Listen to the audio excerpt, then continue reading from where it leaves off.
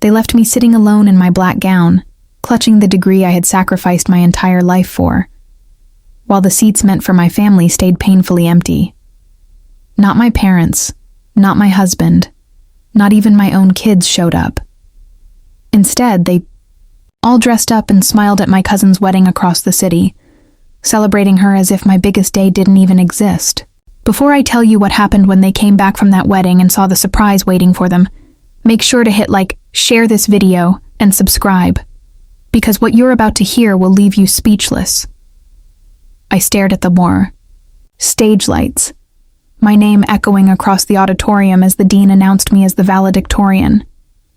Everyone else's families clapped and cheered, phones in the air capturing the moment. Mine? They weren't there to clap, not even to pretend. And the worst part? My husband had promised me he'd be in the front row with our kids, cheering the loudest.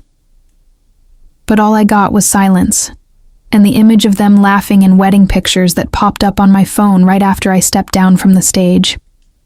The humiliation burned, but inside me, something else was growing. A fire.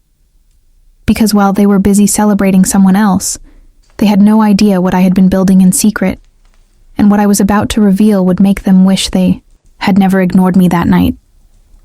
When I got home that night, the house was still dark. No balloons, no flowers, not even a simple congratulations waiting for me. My gown was still folded in my arms, the metal cold against my chest, and the silence of that empty living room cut deeper than any insult could. Then, just after midnight, I heard laughter outside. The sound of car doors slamming, heels clicking on the pavement, and voices full of joy. My family was finally home, from her wedding. My mother's voice was the loudest, bragging about how beautiful the ceremony was. My husband carried the kids inside, both of them asleep, and the smell of mehndi and perfume filled the air. They walked right past me, not even noticing the metal in my hand. No one asked, "How was it? Did you win an award? Did you give your speech?" Nothing. Just chatter about the bride's dress, the food, the music. As if my entire day had been invisible. I stood there, staring at them, and something inside me snapped. For years I had put them first, sacrificed sleep, health, and countless opportunities just to give them a better life. And in return, they couldn't give me one evening. Not even an hour. But what they didn't know was that while they were busy dancing, I was making connections at the ceremony I attended earlier, networking with professors, CEOs, and sponsors who had approached me after my speech. I had signed an agreement right there in the auditorium, one that would change not only my career, but the future of this entire household. So I let them laugh. I let them talk. Because soon, that laughter would turn into silence. And the looks on their faces when they realized what I had done would be the sweetest reward of all. The very next morning, I placed the medal on the dining table where everyone could see it. Its shine caught the sunlight, glimmering like a silent reminder of everything they had ignored. My husband was the first to notice. He picked it up, confused, and asked, "Ye kiska hai?" I didn't answer. Instead, I slid a folder across the table. Inside were documents with official seals, signed agreements, and an invitation to join one of the top firms in the city, an opportunity that came directly after my valedictorian speech. The salary? Double what my husband earned. The position?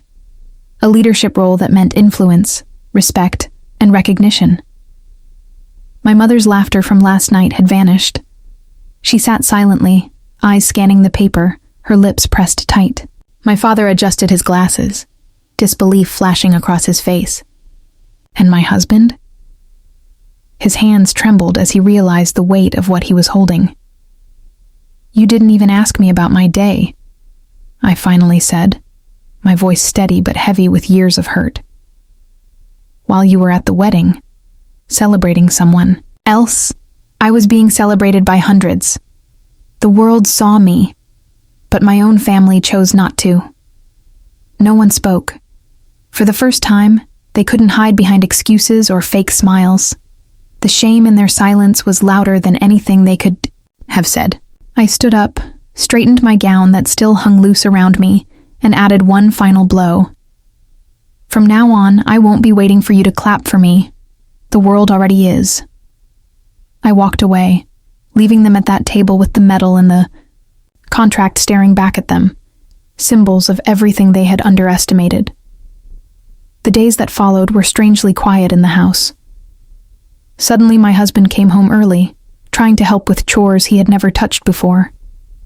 My mother began cooking dishes she hadn't made in years, placing them on the table with forced smiles.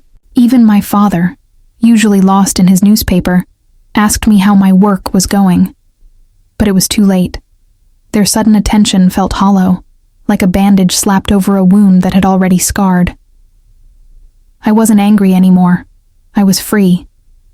For the first time, I didn't crave their approval. Instead, I poured myself into my new role. Every morning I walked into my office, greeted by people who respected me not as a wife, not as a daughter, not as someone's afterthought, but as a leader, as someone who had earned her place through sleepless nights and relentless effort. My speech from graduation had gone viral on social media, and suddenly strangers were sending me messages, thanking me for inspiring them. And here was the bitter truth. The applause I had been waiting for at home, I found outside.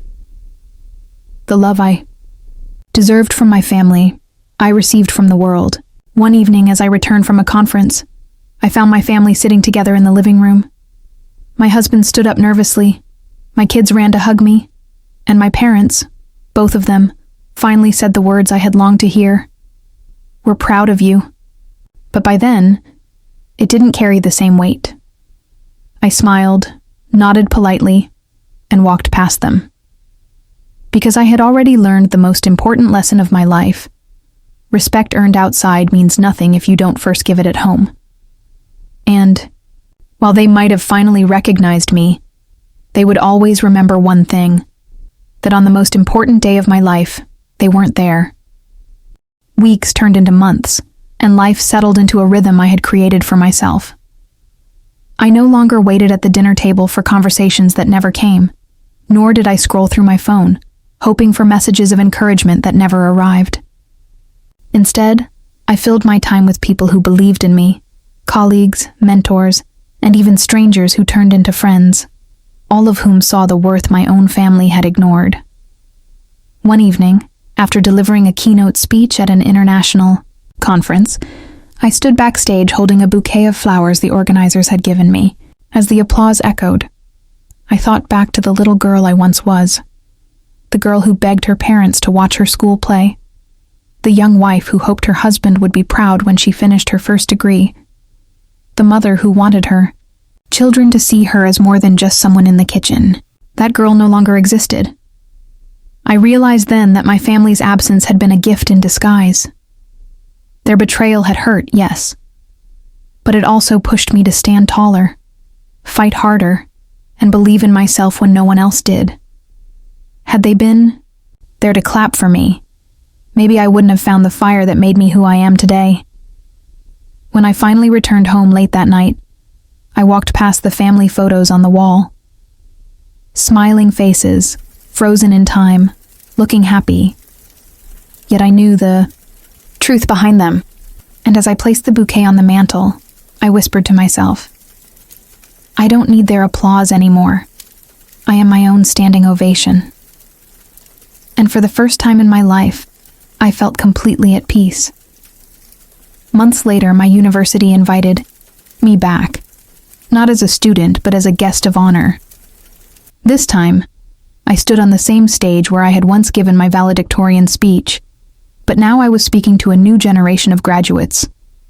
Cameras flashed, the hall was filled with prideful families cheering for their children, and I couldn't help but notice the empty chairs in the front row where my own family should have been. And then it struck me.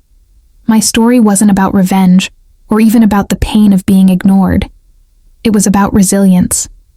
It was about proving to myself that I was enough, even when the people I loved most didn't see it. When I finished my speech, the entire auditorium rose to their feet in a standing ovation. Hundreds of strangers clapped, cheered, and celebrated me in a way my own blood never had. And in that thunderous applause, I found everything I had been searching for. Not from them, but from within myself. Walking off the stage, I finally understood. Family doesn't always mean the people you're born to. It can be the people who believe in you, who stand with you, and who never let your light go unnoticed. That night, as I looked at my medal, shining under the spotlight, I smiled. Not because my family had missed my success, but because I had finally stopped missing their approval. I didn't need them anymore, because I had already become my own story, my own victory, my own legacy,